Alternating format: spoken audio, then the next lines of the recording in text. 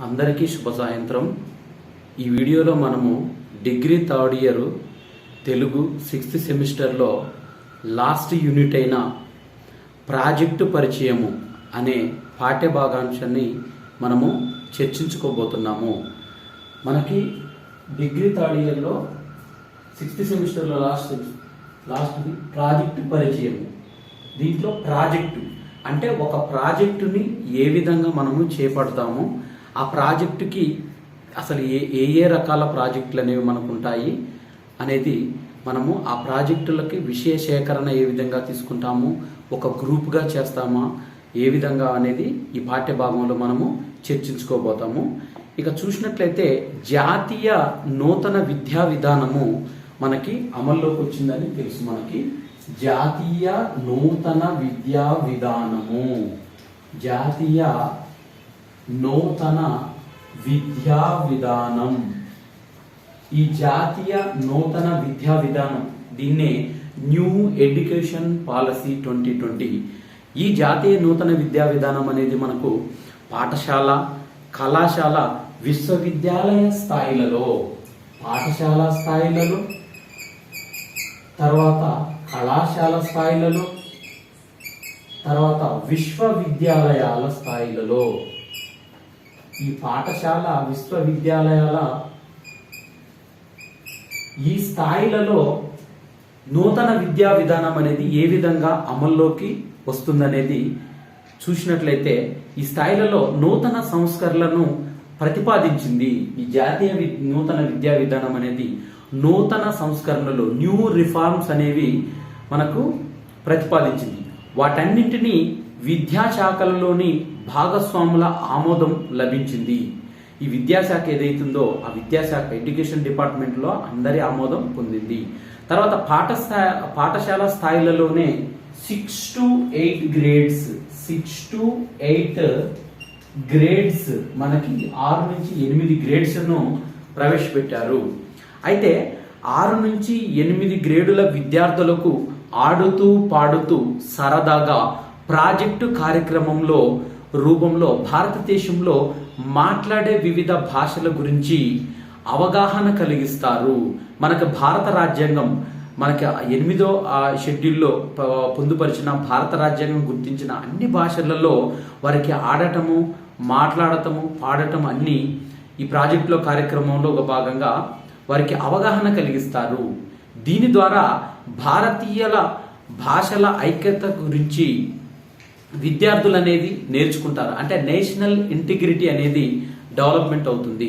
తర్వాత అంశాల కేంద్రీకృతం, తర్వాత ప్రాజెక్టు ఆధారిత క్లబ్లను ఏర్పాటు చేయించటము, పాఠశాల సర్కిళ్లను ఏర్పాటు చేయించటము, పాఠశాల సముదాయాలు ఏర్పాటు చేయించటము, జిల్లా స్థాయిలలోనే కాకుండా ఆ పై స్థాయిలలో కూడా ప్రోత్సహించబడతాయి వీటిని.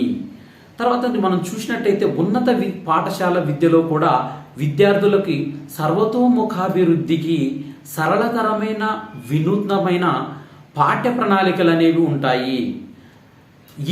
ఈ ప్రణాళికల్లో సామాజిక సేవ, పర్యావరణ విద్య, విలువ ఆధారిత విద్యా రంగాలలో క్రెడిట్ ఆధారిత కోర్సులు, ప్రాజెక్టులు ఉంటాయి.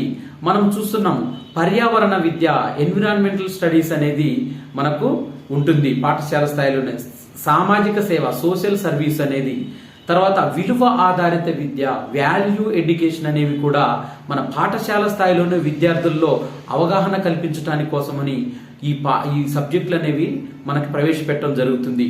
తర్వాత వాతావరణ మార్పు, కాలుష్యము ఆధారిత కోర్సులు, ఈ ప్రాజెక్టులన్నీ విద్యార్థులతో చేయించడం ద్వారా ఏంటంటే ఈ సొసైటీలో వీటి యొక్క ప్రాముఖ్యత అనేది పాఠశాల స్థాయి నుంచే వారిలో ఒక ఫౌండేషన్ అనేది ఏర్పడుతుంది. తర్వాత చూసినట్టయితే జీవ వనరుల నిర్వహణ, అంటే బయోడైవర్సిటీ, బయో రిసోర్స్ ఏవైతే ఉన్నాయో వాటిని నిర్వహణ అనేది పాఠశాల స్థాయి నుంచే వీరిలో కలుగుతుంది. అటవీ వన్యప్రాణుల సంరక్షణ చట్టాలు ఏవైతే ఉన్నాయో వాటిపైన, తర్వాత స్థిరమైన అభివృద్ధి, సస్టైనబుల్ డెవలప్మెంట్, జీవనం వంటి అంశాలు కూడా దీనిలో ఉంటాయి. ఇక జాతీయ నూతన విద్యా విధానము ఇది 2020లో అమల్లోకి వచ్చింది. 2020లో ఈ జాతీయ నూతన విధానం అనేది అమల్లోకి వచ్చింది. ఈ అత్యున్నత విద్యా సంస్థల్లో విద్యార్థి తమ 4 సంవత్సరాల కోర్సులోని ప్రధాన సబ్జెక్టుల అధ్యయనంలో కఠినమైన పరిశోధన ప్రాజెక్టును పూర్తి చేస్తే ఈ పరిశోధనతో డిగ్రీకి అవకాశం అనేది ఇస్తుంది. అంటే ఏదైతే మనం జాతీయ నూతన విద్యా విధానంలో భాగంగా 4 ఇయర్స్ ఏదైనా డిగ్రీ ఉందో లాస్ట్ సెమిస్టర్ లో ప్రాజెక్ట్ అనేది మనకు ఒక అంశంగా దాంట్లో పొందుపరచడం జరిగింది. ఎవరైతే ఆ ప్రాజెక్టును విజయవంతంగా పూర్తి చేస్తారో వారికి కఠినమైన పరిశోధన ప్రాజెక్టు పూర్తి చేస్తే పరిశోధన డిగ్రీతో పాటు మంచి అవకాశాలు అనేవి లభించే విధంగా పొందుపరిచారు. అలాగే తెలంగాణ రాష్ట్ర ఉన్నత విద్యా మండలి, మనకి తెలంగాణ రాష్ట్ర ఉన్నత విద్యా మండలి, తెలంగాణ రాష్ట్ర ఉన్నత విద్యా మండలి, ఈ తెలంగాణ రాష్ట్ర ఉన్నత విద్యా మండలి వాళ్ళు వీరు ఏం చేశారు, 2019 అంటే 2019-20 అకాడమిక్ ఇయర్ నుంచే ఈ నూతన విద్యా విధానము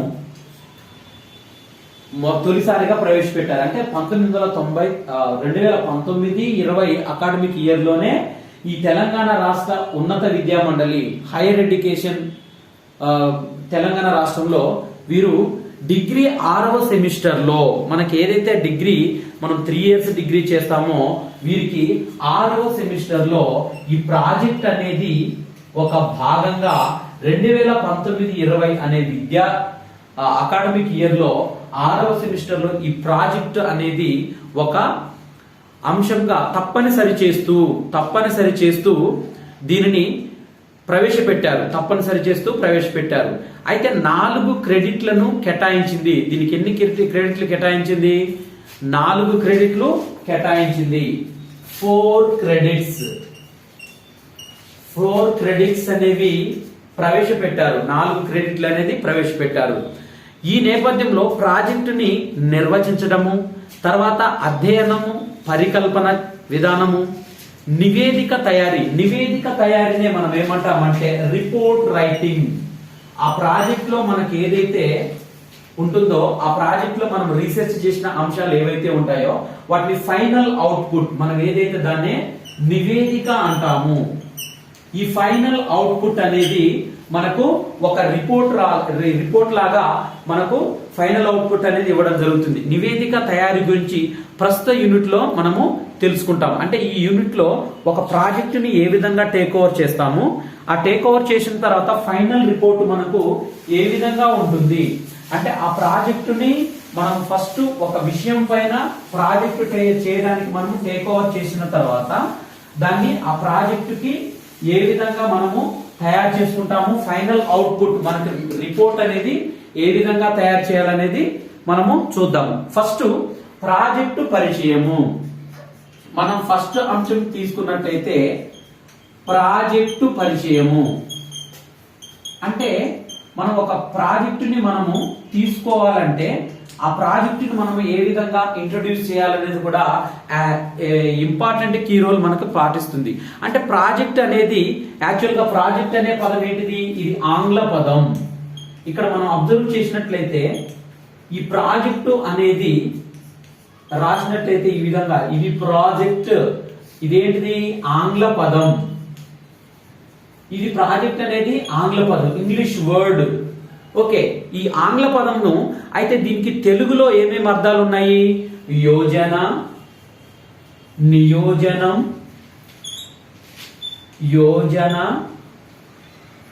నియోజనం అనే పేర్లు ఉన్నాయి. తర్వాత దీన్నే పథకం అని కూడా అంటాము. యోజన, నియోజన, పథకం అనే పేర్లు అర్థాలు వాడుతున్నాము. అంటే పథకం అంటే వ్యూహం, ఎత్తుగడ, ప్రణాళిక. ఈ పథకం దానికి వ్యూహం, ప్రణాళిక, ఎత్తుగడ. దీనికే ఎత్తుగడ అనే పేర్లు ఉన్నాయి. అంటే మనం ఒక ప్రాజెక్ట్ ని మనము టేక్ ఓవర్ చేసినప్పుడు దానికి ఈ ప్రాజెక్ట్ అనే పదము మనకు ఇంగ్లీష్ పదం, అంటే ఆంగ్ల పదం. దీనికి తెలుగులో ఏమేమి వర్డ్స్ ఉన్నాయి? యోజన, నియోజనం, పథకం. ఈ 3 పేర్లతో మనం వ్యవహరిస్తున్నాం. దీంట్లో మనం చూసినట్లయితే పథకం అనే పదానికి తెలుగులో అర్థం ఏంటంటే వ్యూహం, అంటే ఒక ప్లాన్ ని డిజైన్ చేసుకోవాలి. దీన్నే మనము ప్రణాళిక అనే ఇంకో పేరుతో పిలుస్తున్నాం. ఇంకో పదం ఏమో పేరుస్తున్నాము? ఎత్తుగడ. అంటే మనం ఒక అంశాన్ని మనము ప్రాజెక్ట్ గా ఎంపిక చేసుకున్న తర్వాత దాన్ని ఆ ప్రాజెక్ట్ కి మనము ఎలా అంశాన్ని సేకరించాలి అనేది దీన్ని బట్టి అర్థం మనం చెప్పుకోవచ్చు. అంటే అధ్యయనము, పరిశోధన, పరికల్పన, నివేదిక అనేవి ఈ ప్రాజెక్ట్ లోని అంతర్భాగాలు. ఫస్ట్ ఏం చేయాలి? ఏదైనా ఒక ప్రాజెక్టును మనము చేపట్టినప్పుడు అధ్యయనం చేయాలి. అధ్యయనం చేసిన తర్వాత ప్రణాళిక వేసుకోవాలి. ఈ ప్రణాళిక వేసుకున్న తర్వాత నివేదికను తయారు చేసుకోవాలి. ఈ నివేదికను తయారు చేసుకున్న తర్వాత దాన్ని పబ్లిష్ చేయాలి. అంటే ఒక ప్రాజెక్టును మనము ఎంపిక చేసుకున్న తర్వాత అధ్యయనం చేయాలి, దాన్ని పరిశోధన చేయాలి, అధ్యయనం చేసి పరిశోధన చేయాలి, పరికల్పన చేయాలి. అధ్యయనం చేసి ప్రణాళిక వేసుకొని పరిశోధన, అదే విధంగా పరికల్పన, ఇలా పరికల్పనలతోని చేసుకున్న తర్వాత ఫైనల్ గా మనము రిపోర్ట్ అనేది ఫైనల్ గా ఇస్తుంటాం. అంటే అధ్యయనం చేసుకోవాలి, ప్రణాళిక వేసుకోవాలి, పరిశోధించాలి, పరికల్పన చేసుకోవాలి, నివేదికను తయారు చేసుకొని అంటే ఫైనల్ రిపోర్ట్ ని తయారు చేసుకున్న తర్వాత దాన్ని ఏం చేస్తాము? పబ్లిష్ చేస్తాము. అంటే ఇలాంటి దశలు అనేవి దీంట్లో మనము ముఖ్యంగా సూచించుకోవచ్చు. అంటే ఈ అంశాన్ని ఎంచుకోవడము, పరిశోధించడము, రూపకల్పన చేయడము, నివేదిక సమర్పించడం అనేది ఈ ప్రాజెక్టులోని మౌలిక అంశాలుగా మనము గుర్తించాలి. ఇక మేధో సంపత్తితో కూడిన పరిశీలనే అధ్యయనము. మనం ఏదైతే అధ్యయనం అని చెప్పుకుంటున్నామో ఈ అధ్యయనం అనేది మేధో సంపత్తితో కూడిన అధ్యయనం అని చెప్పుకోవచ్చు. అంటే మేధో సంపత్తితో కూడిన ఒక నివేదికనే మనం ఏమంటామంటే పరిశోధన అంటాము. అంటే అధ్యయనం, ఈ అధ్యయనం వల్ల రేకెత్తిన ప్రశ్నలు నిరూపించే పరిశోధన. అంటే మన మనసులో ఏవైతే ప్రశ్నలు రేకెత్తుతాయో వాటిని ప్రూవ్ చేయాలి, నిరూపించేదే దాన్నే మనం ఏమంటామంటే పరిశోధన, రీసెర్చ్ అంటాము. అంటే పరిశోధనలో ఊహా ప్రతిపాదనను ప్రణాళికాబద్ధంగా రూపకల్పన చేసే ప్రక్రియను పరికల్పన అనవచ్చు. దీన్నే హైపోథిసిస్ అంటారు ఇంగ్లీష్ లో. అయితే పరికల్పన పర్యవసన క్రియారూపమే ఈ ప్రాజెక్టుగా మనం చెప్పుకోవచ్చు. అంటే భిన్న సందర్భాలలో విభిన్న రూపాలలో ప్రణాళికాబద్ధంగా చేసే పనినే మనం ఏమంటామంటే ప్రాజెక్ట్ అంటాము. అంటే భిన్న పరిస్థితులలో మనము రూపొందించుకున్న ఒక నివేదికను మనము ప్రాజెక్టుగా అంటాము. అంటే నీటిని నిల్వ చేసే నిర్మాణ కట్టడాలను ఆయా పనులకు సంబంధించిన రూపకల్పనలు మనం చేస్తాము. అయితే ఈ నీటిని నిల్వ చేసే కట్టడాలను కూడా మనం ఏ పేరుతో పిలుస్తున్నాము అంటే మనం రీసెర్చ్ కు ఉపయోగించే వాటినే ప్రాజెక్ట్ అనుకోవద్దు. అంటే ఒక నీటిని నిల్వ చేసే ఒక డ్యామ్ కట్టేటప్పుడు కూడా ఆ డ్యామ్ వర్క్ ను కూడా మనం ఏమంటామంటే ఒక ప్రాజెక్ట్ అంటాము. అంటే మనం ఒక భవనాన్ని నిర్మించినప్పుడు ఆ నిర్మించే ప్రక్రియను కూడా మనము ఒక ప్రాజెక్ట్ పేరుతో పిలుస్తున్నాము. అంటే ఇక్కడ కేంద్ర రాష్ట్ర ప్రభుత్వాలు ప్రవేశపెట్టే ప్రజా సంక్షేమ పథకాలు ఏవైతే ఉన్నాయో ఈ ప్రజా సంక్షేమ పథకాలను కూడా మనం ప్రాజెక్టులు అనే పిలుస్తున్నాము. ఇక్కడ చూసినట్లయితే ప్రాజెక్టు అని చలనచిత్రానికి సంబంధించిన సీరియళ్ళు, సినిమాలు తీయడానికి కూడా ఒక ప్రాజెక్ట్ గానే మనము ఈ అర్థంలో వాడుతున్నాము. అయితే శాస్త్ర సాంకేతిక రంగాల్లో చేసే పరిశోధనను కూడా ప్రాజెక్ట్ అంటాము. ఇలా అన్నిటినీ పిలుస్తున్నాం ప్రాజెక్ట్ అని. అంటే సాహిత్య రంగానికి సంబంధించి కూడా రచనా పరిష్కరణలు ఏవైతే ఉన్నాయో పరిశోధనలు మొదలైన అంశాలన్నింటినీ కూడా ప్రాజెక్టుగానే ప్రయోగిస్తున్నాము. ఇప్పుడు ఉదాహరణకు మనం చెప్పుకుంటే టిటిడి అంటే తిరుమల తిరుపతి దేవస్థానం ఏదైతే ఉన్నదో, ఈ తిరుమల తిరుపతి దేవస్థానం అనే ఒక సంస్థ ఇది అన్నమయ్య ప్రాజెక్టును పేరిట రచనలను సేకరించి పరిష్కరించి ముద్రించారు. అంటే అన్నమయ్య ఆయన సంకీర్తనల పైన ఎవరెవరైతే రచనలు చేశారో ఆ రచనలన్నింటినీ సేకరించుకొని ముద్రించారు తిరుమల తిరుపతి దేవస్థానం వారు. అంటే ఆ అన్నమయ్య అంశాలన్నీ సేకరణ కూడా ప్రాజెక్టుగా పేరు పెట్టుకున్నారు. ఇక ప్రాజెక్టులను మనము డివైడ్ చేసినట్లయితే స్థూలంగా 4 రకాలుగా విభజించవచ్చు. ప్రాజెక్టుని ఎన్ని రకాలుగా విభజించవచ్చు? 4 రకాల ప్రాజెక్టులుగా విభజించవచ్చు. ఒకటి చూసినట్లయితే మనము శాస్త్ర సాంకేతిక రంగాలకు సంబంధించిన ప్రాజెక్టు, శాస్త్ర సాంకేతిక రంగాలకు సంబంధించిన ప్రాజెక్టు. ఇక రెండో అంశం చూసినట్లయితే నీరు, విద్యుత్తు, రోడ్లు, భవనాలు. నీరు, విద్యుత్తు,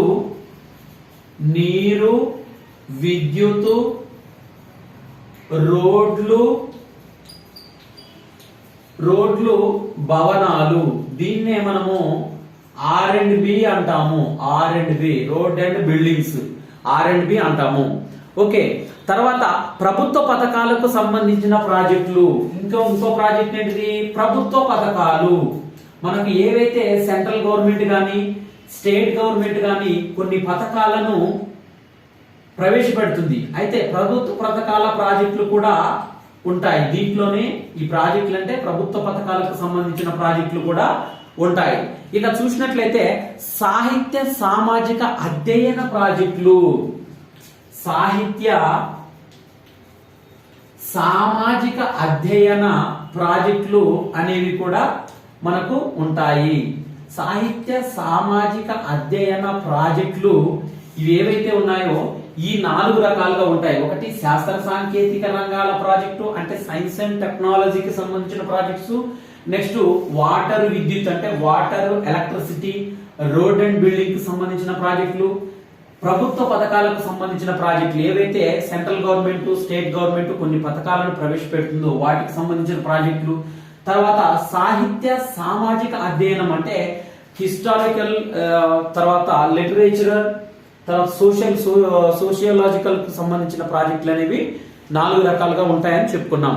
అయితే ఈ ప్రాజెక్టు మౌలిక సూత్రాలను అనుసరించి ఆయా విభాగాలలో సూక్ష్మ పరిశీలనతో కూడిన పనులు చేయవలసి ఉంటుంది. అంటే ఏ ప్రాజెక్టులోనైతే ప్రయోజనం ఉన్నది, దాని ముఖ్యము, దానికి ప్రణాళికాబద్ధమైన నిర్విరామ కృషి అవసరము. అంటే ఈ 4 రకాల ప్రాజెక్టుల గురించి స్థూలంగా మనము ఇప్పుడు తెలుసుకుందాం. ఫస్ట్ చూసినట్లయితే శాస్త్ర సాంకేతిక రంగాలలోని ప్రాజెక్టు. మనం చూసినట్లయితే ఫస్ట్ది శాస్త్ర సాంకేతిక రంగాలలోని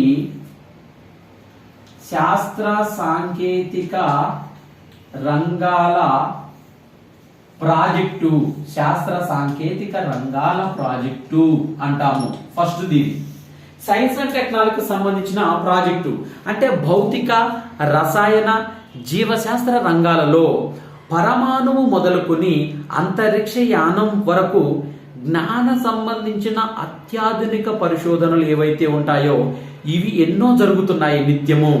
అంటే మానవ అభ్యున్నతి కొరకు జీవ పరిణామ క్రమంలో జరుగుతున్న పరిశోధనల ప్రాజెక్టుల రూపంలో ఇవి వెలువడుతున్నాయి. అంటే భౌతిక, రసాయనిక,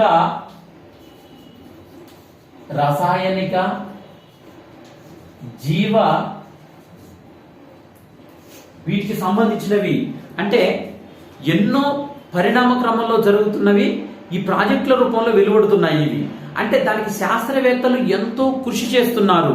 అంటే ఏదైనా ఒక రంగాన్ని సైన్స్ అండ్ టెక్నాలజీ రంగంలో ఈరోజు మనం చూసినట్లయితే ఎంతో కృషిని చేస్తున్నారు శాస్త్రవేత్తలు. అంటే ఖగోళ శాస్త్రంలో పరిశోధించే క్రమంలో అంతరిక్షంలో కూడా వ్యోమగాములు కళ్ళల్లోంచి వచ్చే నీటి బిందువులు కింద పడక అలాగే ఉండిపోతాయని తెలపడంతో అక్కడ గురుత్వాకర్షణ శక్తి లేదని కనుగొన్నారు. అంటే అంతరిక్షంలోకి వెళ్ళిపోయిన తర్వాత అక్కడ మనం ఏడ్చినా కానీ ఈ కళ్ళల్లో నుంచి సాధారణంగా భూమి మీద గ్రావిటేషన్ ఉంటుంది కాబట్టి ఈ కన్నీళ్లు బయటపడతాయి. కానీ అంతరిక్షంలో ఏడిస్తే కళ్ళల్లో నుంచి కనీసం కంటి నీటి కూడా బయటపడదు. అంటే అక్కడ గురుత్వాకర్షణ శక్తి లేదని వీరు కనుగొన్నారు. అంటే నాడు యుఎస్ఏ కనుగొన్న అతిపెద్ద హైడ్రోజన్ బాంబు మొదలుకొని, అంటే ఇప్పుడు అంతకు ముందు హైడ్రోజన్ బాంబు యుఎస్ఏ వాళ్ళు హైడ్రోజన్ బాంబును కనిపెట్టారు. యుఎస్ఏ వాళ్ళు ఏం బాంబు కనిపెట్టారు? Hydrogen bomb. ఈ హైడ్రోజన్ బాంబు నుంచి మొదలుకొని రీసెంట్ గా కనిపెట్టిన కరోనా నివారణ పరీక్షలు, కరోనా నివారణ వ్యాక్సిన్స్ వచ్చాయి, నివారణ మందులు.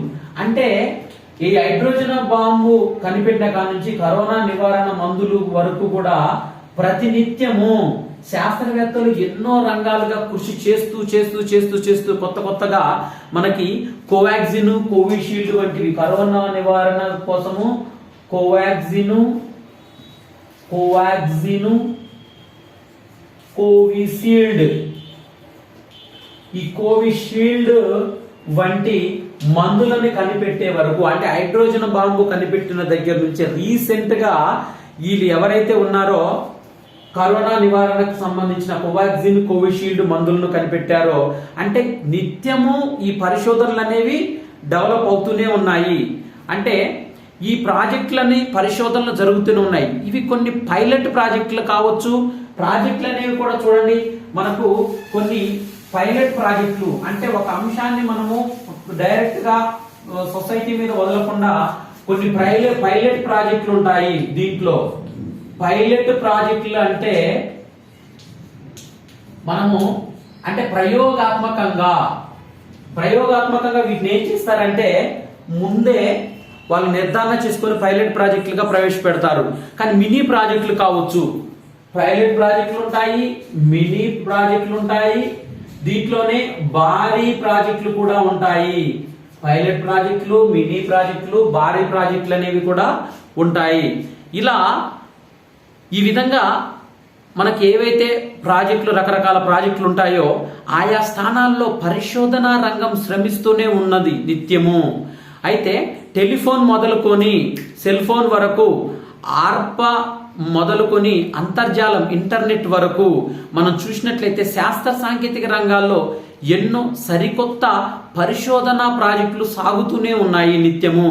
ఇక్కడ చూసినట్లయితే 1969 ఆగస్టు 15న చరిత్రలో ఒక మహత్తర ఘట్టంగా చెప్పవచ్చు. అంటే ఇస్రో ఆవిష్కరణ, ఇస్రో అనేది మనకు స్థాపించబడిన రోజు ఏదంటే మనకి 1969 ఆగస్టు 15న విక్రమ్ సారాభాయ్ స్థాపించిన ఇండియన్ ఇస్రో పరిశోధన సంస్థ ఆర్యభట్ట మొదలుకొని ఇస్రో భువన్, మార్స్ మిషన్, చంద్రయాన్, యుఎస్ఎల్వి 3 మొదలైన ప్రయోగాలన్నింటినీ కూడా శాస్త్రీయ కోణంలో జరిగే పరిశోధన ప్రాజెక్టులుగా మనము చెప్పుకోవచ్చు.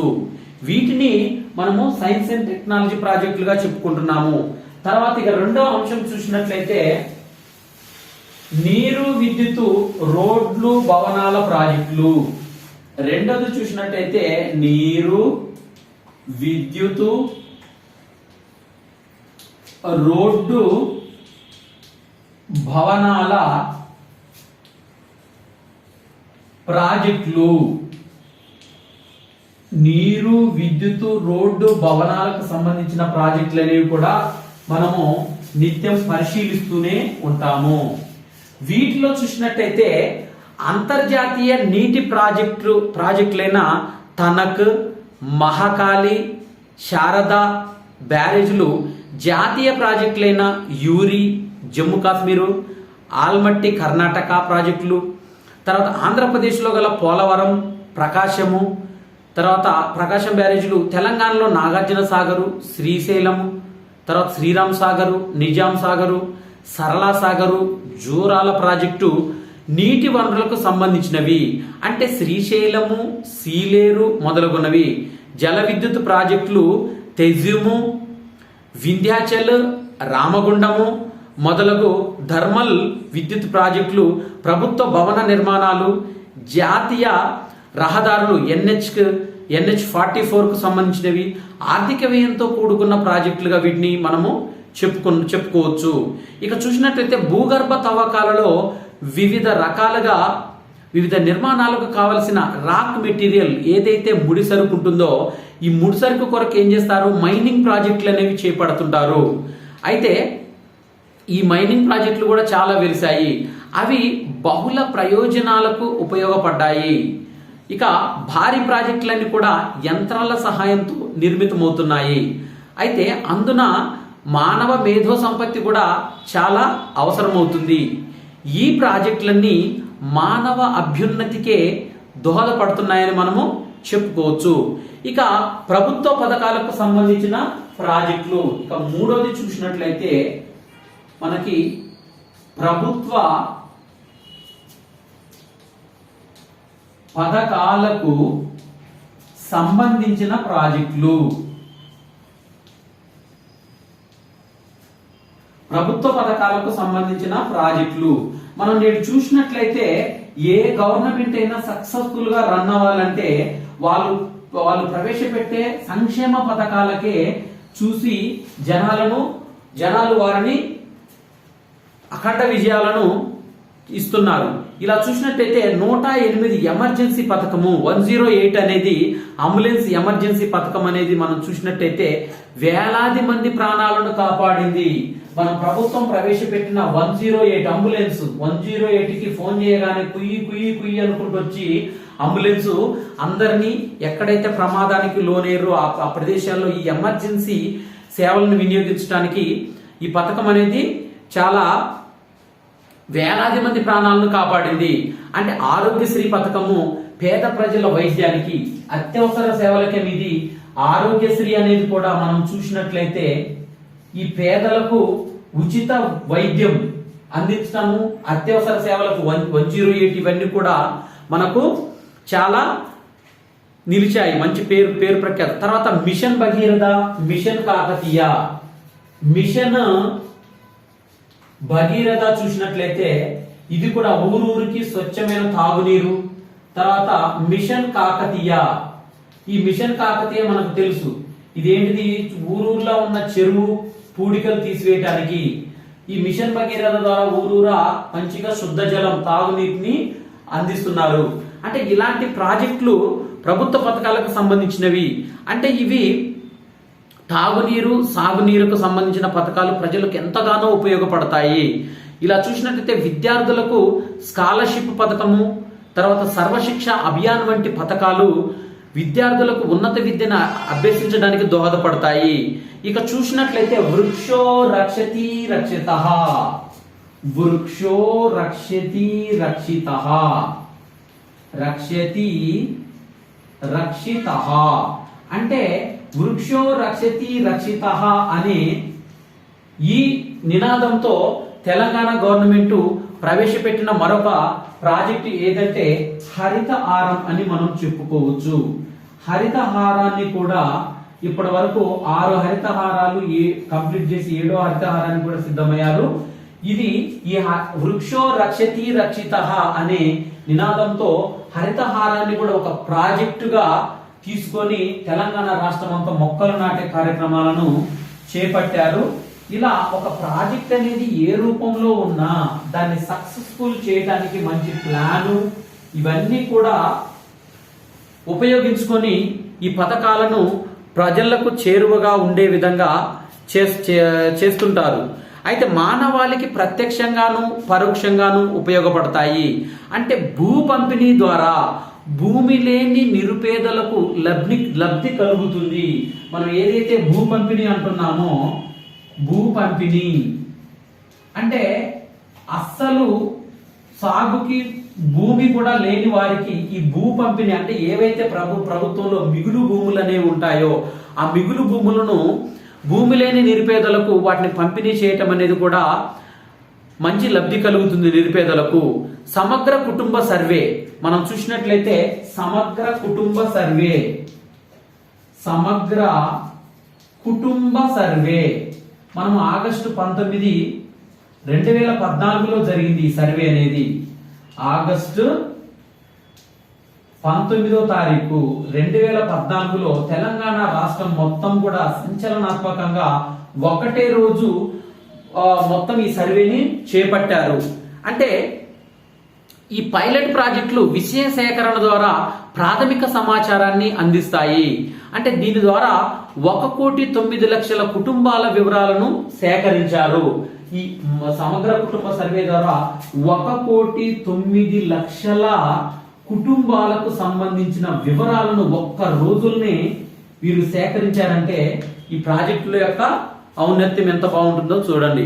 అయితే ఈ పథకాలను ఎప్పుడు ప్రవేశపెట్టారు, ఎవరు ప్రవేశపెట్టారు, దాని ద్వారా ఎటువంటి ప్రయోజనం కలుగుతుంది, ఎంతమంది లబ్ధి పొందగలరు అనేది మనం చూసినట్లయితే ఆ లాభ నష్టాలు ఏమిటి మొదలగు విషయాలను సేకరణ చేసుకొని విశ్లేషించుకొని తర్వాత వివరణలను క్రమంగా పరిశీలించి సమర్పించినట్లయితే అది ఒక మోడల్ ప్రాజెక్ట్ అవుతుంది.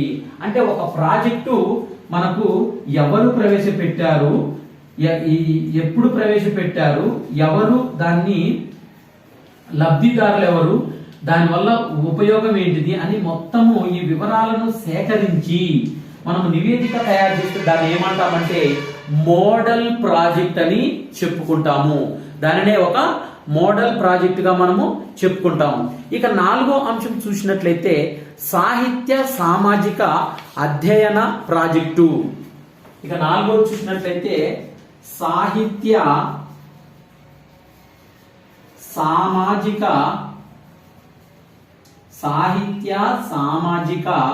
అధ్యయన ప్రాజెక్టు.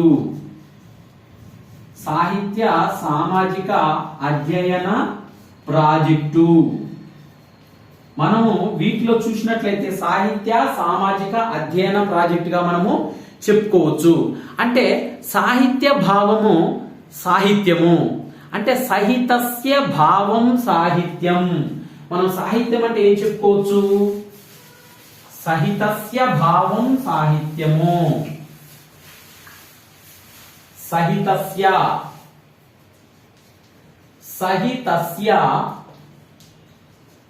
భావం సాహిత్యం అని చెప్పుకోవచ్చు. సహితస్య భావం సాహిత్యము. అయితే దీంట్లో మంచిని చేకూర్చేది అంటే సహితస్య భావం సాహిత్యం అంటే మనకి మంచిని చేకూర్చేదే సాహిత్యంగా చెప్పుకోవచ్చు. అంటే సాహిత్య అధ్యయనం వల్ల ఏమి పెరుగుతుంది, మనకు సాహిత్య అధ్యయనం వల్ల జ్ఞానం పెరుగుతుంది. మనకి ఈ సాహిత్య అధ్యయనం వల్ల జ్ఞానం అనేది అపారంగా పెరుగుతుంది. అంటే అట్టి జ్ఞానము సమాజ నిర్మాణానికి తోడ్పడే విధంగా ఉండాలి, మానవ జాతి అభ్యున్నత కొరకు ఉపయోగపడాలి. అంటే ప్రాజెక్టు వలన ప్రత్యక్షంగానో పరోక్షంగానో ప్రయోజనం అనేది ఉంటుంది. ఒక సాహిత్యాన్ని అధ్యయనం చేసినప్పుడు దానిపైన ఒక ఆలోచన అవగాహన అనేది ఏర్పడుతుంది. ఇలా ఆ క్రమంలో వెలసిన ప్రశ్నలకు సమాధానాలు అనేవి వెదకాలి. అప్పుడే ఆ సమాచారాన్ని సమాజం ముందు పెట్టాలి. అప్పుడు అది ఆసక్తి కలిగిన వారిని ఆలోచింపజేస్తుంది. అవసరమైతే వారు దానికి ప్రతిస్పందిస్తారు. అది ఆసక్తి కలిగిన వారిని ఆలోచింపచేస్తుంది, వెలుగులోకి వస్తాయి దానివల్ల. అయితే సాహిత్యంలోని ఈ ప్రాజెక్టులు అనేవి వివిధ రూపాలలో ఉంటాయి. అంటే సంస్థలు చేసే ప్రాజెక్టులు వాటిని ఏమంటాము, మేజర్ ప్రాజెక్టులు అంటాము. అంటే ఒక సంస్థ ఒక ప్రాజెక్టుని చేపడితే దాన్ని ఏమంటామంటే మేజర్ ప్రాజెక్ట్ అంటాము. మేజర్ ప్రాజెక్టులు తర్వాత అంటే ఒక సంస్థ ద్వారా ఆ ప్రాజెక్టు చేపట్టినట్లయితే దాన్ని మేజర్ ప్రాజెక్ట్ అని అంటాము. సంస్థ ద్వారా ప్రాజెక్ట్ చేపట్టినట్లయితే మేజర్ ప్రాజెక్ట్ అంటాము. తర్వాత 2-3 కలిసి చేసే ప్రాజెక్టునేమో మైనర్ ప్రాజెక్టులు అంటాము. ఇది మేజర్ ప్రాజెక్ట్ ఏమో సంస్థ. తర్వాత 2 లేదా 3 వ్యక్తులు కలిసి చేసేది దాన్నే మైనర్ ప్రాజెక్ట్ అంటాము. మైనర్ ప్రాజెక్ట్ అంటాము. 2 లేదా 3 కలిసి చేసే ప్రాజెక్ట్ ని మైనర్ ప్రాజెక్ట్ అంటాము. ఇక వ్యక్తిగత ప్రాజెక్టులు అంటే ఏకనాయక ప్రాజెక్టులు అంటాము. అంటే ఈ ప్రాజెక్టులకు సంబంధించి ప్రక్రియ ఏదైతే ఉందో ప్రక్రియాపరమైన సాహిత్యము, రచయిత పరమైనది, పరిశీలన, భాషాపరమైన పరిశోధనలు, సామాజిక శాస్త్ర అధ్యయనాలు వివిధ స్థాయిలలోనే పరిశీలిస్తూ ఉన్నారు. అంటే ఈ ప్రాజెక్టులలో క్రమంలో ఈ ప్రాజెక్టులు చేపట్టే క్రమంలో ఏమవుతుందంటే సాహిత్య విషయ సేకరణ, భాషా సేకరణ, తర్వాత మనం చూసినట్టయితే సామాజిక విషయాల సేకరణ మొదలైనవనేవి మనకు క్షేత్ర పర్యటన ద్వారా సేకరించవలసి ఉంటుంది. అంటే ఆ సాహిత్యానికి సంబంధించిన అంశాలన్నిటి కూడా క్షేత్ర పర్యటన అంటే ఫీల్డ్ వర్క్, ఫీల్డ్ విజిట్, క్షేత్ర పర్యటన. మనము క్షేత్ర పర్యటన చేయడం ద్వారా ఎన్నో అనుభవాలను పొందుతాము. తర్వాత మనకి ఆ ఒక డేటాని మనం సేకరించుకునేటప్పుడు ఈ క్షేత్ర పర్యటన ద్వారా ఏంటంటే మనకి 100% మనకి కరెక్ట్ డేటా లభించడానికి అవకాశం ఉంది క్షేత్ర పర్యటనల ద్వారా. దీని ద్వారా మనము ఎలాంటి అంశాలను అయినా మనము సేకరించుకోవచ్చు. అయితే ప్రాజెక్టు మొదట అంశాన్ని ఎంచుకోవాలి. అంటే ఒక ప్రాజెక్టును మనం చేపట్టాలంటే ఫస్ట్ ఏం చేయాలి? ఒక అంశాన్ని ఎంచుకోవాలి. ఆ ప్రాజెక్టుకి సంబంధించిన అంశాన్ని ఎన్నుకోవాలి. అంశం ఎన్నిక చేసుకోవాలి. ఆ అంశాన్ని ఎన్నిక చేసుకున్న తర్వాత దానికి తగిన పరికరాలు ఏమున్నాయి అంటే ప్రాజెక్టుని ఎంపిక చేసుకున్న తర్వాత పరికరాలు ఏర్పాటు చేసుకోవాలి. ఈ పరికరాలు అనేవి ఏర్పాటు చేసుకోవాలి. తర్వాత ఆర్థిక వ్యయం ఎంత అవుతుంది అంటే ఆ ప్రాజెక్టుని చేపట్టడానికి మనకు ఆర్థిక వ్యయము ఎంత అవుతుందో చూసుకోవాలి. ఆర్థిక వ్యయం అనేది కూడా అవుతుంది కాబట్టి దాని పరిధి ఎంత, తర్వాత పాటించిన పద్ధతులు అనేవి ఏంటి అనే విషయాలను దృష్టిలో ఉంచుకొని ప్రాజెక్టులను ప్రారంభించాలి. దానికి కృషి, సహనము, పట్టుదల అనేవి ఎంతో అవసరము. అంటే ప్రాజెక్టు పని డైరెక్టరు లేక పర్యవేక్షకుని సలహాలు అనేవి కూడా మనకు అవసరము. అంటే సూచనలు పాటిస్తూనే చేయవలసి ఉంటుంది. మీరు ఉదాహరణకు మనం చూసినట్లయితే డిగ్రీ ఫైనల్ ఇయర్ తర్వాత మనము పీజీ తెలుగు చేసినట్లయితే పీజీ అయిపోయిన తర్వాత యూజీసీ వారు మనకు net, set, JRF, net JRF అనే ఎగ్జామ్స్ నిర్వహిస్తారు. అప్పుడు మనకు వారు ఆ నెట్ లో జేఆర్ఎఫ్ లో మంచి స్కోర్ సాధించిన వాళ్ళకి యూజీసీ వాళ్ళే ఏం చేస్తారంటే ఆ ప్రాజెక్టుకు ఒక పరిశోధన అంశాన్ని ఎంచుకున్నప్పుడు ఆ ప్రాజెక్టుకి ఎంత డబ్బులు అవుతాయో మొత్తం యూజీసీ చెల్లించి మనకు ఈ ప్రాజెక్ట్ అనేది సక్సెస్ఫుల్ గా రన్ చేయడానికి ఆర్థికంగా ప్రోత్సాహకాన్ని ఇస్తుంది యూజీసీ. ఇక సాహిత్య సామాజిక ప్రాజెక్టులను మనం చూసినట్లయితే ఇక్కడ మనకు ఒక తెలుగు అకాడమీ బుక్ లోనే ఒక చార్ట్ రూపంలో ఇచ్చాడు. సాహిత్య సామాజిక ప్రాజెక్టులు అనేవి ఏ విధంగా ఉంటాయి? సాహిత్య సామాజిక ప్రాజెక్టులు, సాహిత్య సామాజిక ప్రాజెక్టులు. మనకి సాహిత్య సామాజిక ప్రాజెక్టులు అనేవి చూసినట్లయితే ఇవి 2 రకాలుగా ఉన్నాయి. మొత్తం 3 రకాలు: మేజర్ ప్రాజెక్టులు, మైనర్ ప్రాజెక్టులు, వ్యక్తిగత ప్రాజెక్టులు. మేజర్ ప్రాజెక్టులు, మనము మేజర్ ప్రాజెక్టులు అనగానే మనకు గుర్తు రావాల్సింది ఏంటిది అంటే ఒక సంస్థ ద్వారా ఏదైనా అంశాన్ని మనము చేపట్టినట్టయితే దాన్ని మేజర్ ప్రాజెక్టుగా అంటాము. 2 లేదా 3 వ్యక్తులు కలిసి చేపట్టే ప్రాజెక్టు దాన్ని మైనర్ ప్రాజెక్ట్ అంటాము. ఇక 3వ అంశం చూసినట్లయితే వ్యక్తిగత ప్రాజెక్టు. ఇక్కడ వ్యక్తిగత ప్రాజెక్టు అంటే ఒక పర్సన్ ఒక అంశాన్ని సెలెక్ట్ చేసుకొని ఆయన అంచనా వ్యయం వేసుకొని తను స్వతహాగా ఒక ప్రాజెక్ట్ ని చేపడుతుంది. వ్యక్తిగత ప్రాజెక్ట్ అంటారు. మేజర్ ప్రాజెక్టులు, మైనర్ ప్రాజెక్టులు, వ్యక్తిగత ప్రాజెక్టులు ఉంటాయి. దీంట్లో మనము వ్యక్తిగత ప్రాజెక్టులను మనము 2 కేటగిరీస్ గా చేసుకున్నట్లయితే దీంట్లో చూస్తే అర్హత లేదా పట్టా కోసం చేసే పరిశోధన, ఆర్థిక లబ్ధి కోసం చేసేది ప్రాజెక్టు. అంటే అర్హత లేదా పట్టా కోసం చేసే ప్రాజెక్టు. తర్వాత దీంట్లో చూసినట్టయితే ఆర్థిక లాభం కోసం చేసే ప్రాజెక్టులు 2 రకాలు ఉంటాయి. మరి వ్యక్తిగత ప్రాజెక్టులలో మనకు అర్హత కోసము, పట్టా కోసము మనం చూస్తున్నాము.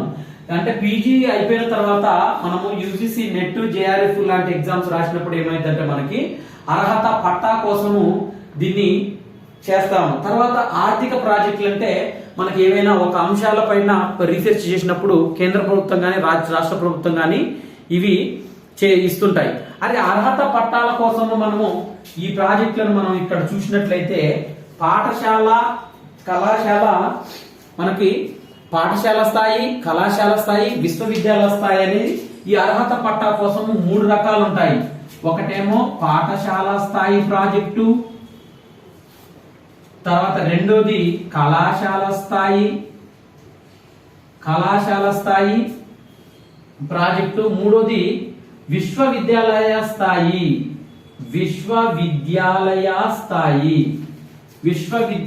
స్థాయి ప్రాజెక్టులు అనేవి మనకు ఉంటాయి. అంటే పాఠశాల స్థాయిలోనే మనకి కొన్ని ప్రాజెక్ట్ వర్క్లు అనేవి ఇస్తుంటారు. ఆ ప్రాజెక్ట్ వర్క్లు చేసిన వాళ్ళకి ఎక్కువ గ్రేడింగ్ పాయింట్స్ ఇవ్వడము. తర్వాత కళాశాల అంటే ఇంటర్ స్థాయి దశలోనే కూడా కొంతమంది విద్యార్థులు కలిసి కొన్ని ప్రాజెక్టులను చేపడతారు.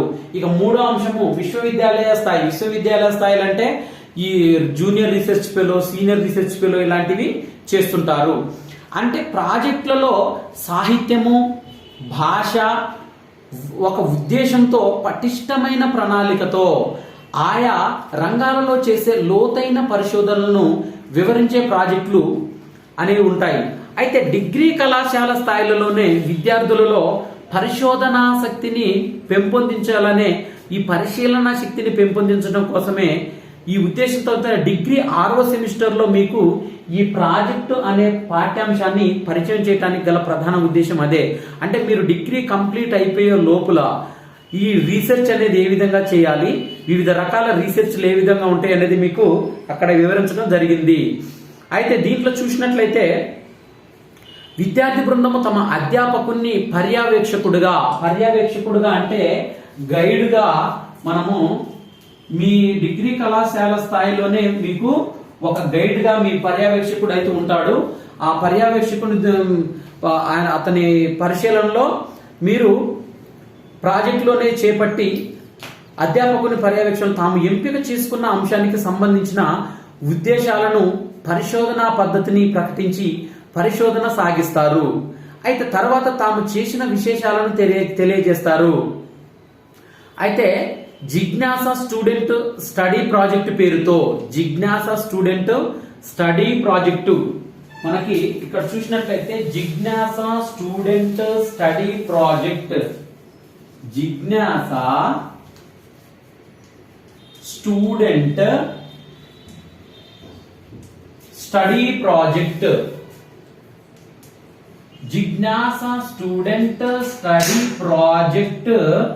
అనే పేరుతో ఇక్కడ మనం చూసినట్లయితే జిజ్ఞాస స్టూడెంట్ స్టడీ ప్రాజెక్ట్ ఈ పేరుతో 2016-17 విద్యా సంవత్సరం నుండే ఈ పరిశోధన అనేది 2016-17 అనే అకాడమిక్ ఇయర్ లో జిజ్ఞాస స్టూడెంట్ స్టడీ ప్రాజెక్ట్ అనే పేరుతో 2016-17 విద్యా సంవత్సరం నుండే ఒకటి పరికల్పన నివేదికను తయారు చేశారు, అంటే ప్రారంభించారు. ఈ విషయంపై నిర్వహించే పోటీలలో విద్యార్థి బృందము తమ పరిశోధన విశేషాలను, అనుభవాలను పీపీటీ ఆధారంగా న్యాయ నిర్ణేతలకు వివరిస్తారు. అంటే మన ఎవరైతే ఒక అంశాలను ఎంపిక చేసుకున్నారో వారి నివేదికను పీపీటీ రూపంలో అక్కడ ఉన్న న్యాయ నిర్ణేతలకు ఇస్తారు. న్యాయ నిర్ణేతలకు ఇవ్వడం ద్వారా ఏమవుతుందంటే ఇక్కడ వారు భావ వ్యక్తీకరణ సామర్థ్యాలను ఏ విధంగా పెంపొందింపజేసుకున్నారో దీంట్లో చూస్తారు. 2017, 2018, 2019 సంవత్సరంలో కూడా వీటిని కొనసాగించారు. అంటే 2017, 2018, 2019 ఈ సంవత్సరాలలో వరుసగా ఎవ్రీ ఇయర్ ఈ జిజ్ఞాస స్టూడెంట్ స్టడీ ప్రాజెక్ట్ అనేది కంటిన్యూ చేయబడింది. తర్వాత వీరు బహుమతి సాధించిన జిజ్ఞాస భాషా సాహిత్య చరిత్ర ప్రాజెక్టులు తర్వాత యూనిట్లలో మనము పరిచయం అనేది చేసుకుందాము. అయితే చూసినట్లయితే ఈ ప్రాజెక్టు వల్ల అంటే డిగ్రీ 6th సెమిస్టర్లో ఉన్నప్పుడే మీకు ఈ తెలుగు సాహిత్యంలోనే మీరు మంచిగా ఒక ప్రాజెక్టు, ఒక అంశాన్ని ఎంచుకొని దాన్ని పరిశోధన అంశంగా ఎంపిక చేసుకొని దాని పట్ల మీరు ఈ ప్రాజెక్టు అనేది ఎలా టేక్ ఓవర్ చేయాలనేది ఈ పాఠ్య భాగంలో మనము చర్చించుకున్నాము. తర్వాత వీడియోలో ఈ ప్రాజెక్టుని అసలు ఏ విధంగా అధ్యయనం చేయాలి అంటే ఒక ప్రాజెక్టును మనం టేక్ ఓవర్ చేసినప్పుడు దానిలో ఏ విధంగా అధ్యయనం చేయాలనేది నెక్స్ట్ వీడియోలో చెప్పుకుందాము. ఇప్పటి వరకు మనం నిర్వహించుకున్న ఈ పల్లె సతీష్ అనే యూట్యూబ్ ఛానల్ని మనము దాంట్లో కొన్ని టెక్నికల్ ఇష్యూస్ వస్తున్నాయి కాబట్టి కొత్త ఛానల్ని నేను ఓపెన్ చేశాను. ఈ కొత్త ఛానల్ పేరు పల్లె సతీష్, సేమ్ ఇదే పేరుతో ఉంటుంది, పల్లె సతీష్ తెలుగు పాఠాలు అనే కొత్త యూట్యూబ్ ఛానల్లో మన వీడియోస్ ఇప్పటి నుంచి వచ్చే degree 2nd year, degree 1st year అంటే 1st semester, 2nd, 3rd, 4th సెమిస్టర్లు అన్ని వీడియోలు కూడా ఈ ఛానల్లో నేను అప్లోడ్ చేస్తాను. ఇప్పటి నుంచి తెలుగు పాఠాలు అంటే పల్లె సతీష్ తెలుగు పాఠాలనే ఈ ఒక కొత్త యూట్యూబ్ ఛానల్ ఉంది. మనం ఇప్పుడు ఈ రోజు చెప్పిన క్లాసులు కూడా నేను ఆ ఛానల్లోనే అప్లోడ్ చేస్తాను. అంటే ఇంతకు ముందు మీకు డిగ్రీ 3rd ఇయర్లో ఈ ప్రవేశపెట్టిన ఈ కొత్త తెలుగు పాఠ్యాంశాలన్నీ కూడా నేను ఈ ఛానల్లోనే దీంట్లో తీసి మొత్తం డౌన్లోడ్ చేసి మొత్తం దీంట్లో అప్లోడ్ చేస్తాను. ఓకే, ఈ ఛానల్ని మీరు సబ్స్క్రైబ్ చేసుకోండి. పల్లె సతీష్ తెలుగు పాఠాలు అనేది ఉంటుంది. ఈ ఛానల్ని మీరు సబ్స్క్రైబ్ చేసుకోండి. మీకు ఈ వీడియో నచ్చినట్లయితే మీ ఫ్రెండ్స్కి మీ ఫ్రెండ్స్కి షేర్ చేయండి, ఛానల్ని లైక్ చేయండి, అదేవిధంగా సబ్స్క్రైబ్ చేసుకోండి. ఈ వీడియోల పట్ల ఏమన్నా సందేహాలు ఉంటే కామెంట్ బాక్స్లో నాకు కామెంట్ రూపంలో పెడితే నేను నెక్స్ట్ వీడియోలో వాటిని రెక్టిఫై చేసుకుంటాను. ఓకే, నెక్స్ట్ వీడియోలో మనకి తర్వాత 12వ పాఠము అధ్యయనము అనే పాఠ్యాంశాన్ని చెప్పుకుందాము. Okay, thank you everyone.